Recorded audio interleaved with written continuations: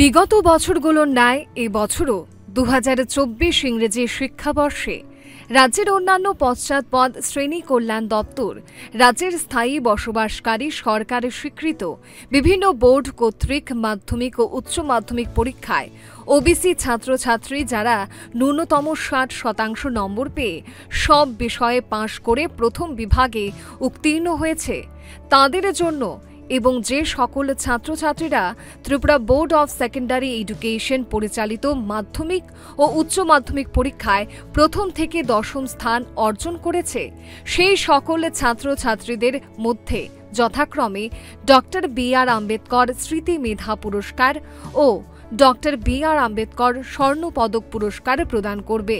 এ প্রসঙ্গে এখানে উল্লেখ্য যে সাম্প্রতিক প্রাকৃতিক দুর্যোগের কারণবশত উভয় ক্ষেত্রেই আবেদনের সময়সীমা আগামী 10 সেপ্টেম্বর 2024 ইংরেজি পর্যন্ত বর্ধিত করা হলো। ছাত্রছাত্রীরা bms.tripura.gov.in পোর্টালের মাধ্যমে অনলাইন আবেদন করতে পারবে।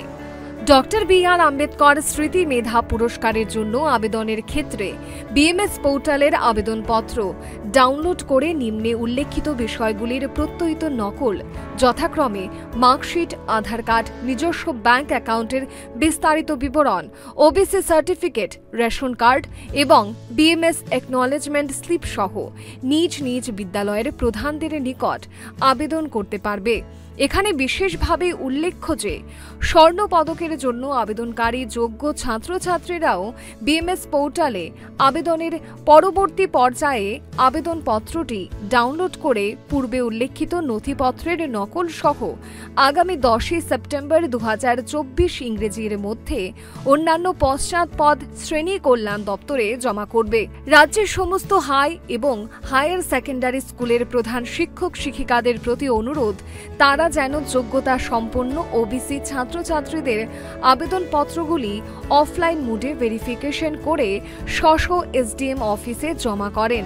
এক্ষেত্রে মহকুমার শাসকগণের প্রতি অনুরোধ রইল ওনারা প্রয়োজনীয় তদন্তক্রমে সমস্ত দরখাস্ত আগামী 13 সেপ্টেম্বর 2024 ইংরেজির মধ্যে বিএমএস পোর্টালে ভেরিফিকেশন শেষ করার উদ্যোগ গ্রহণ করেন।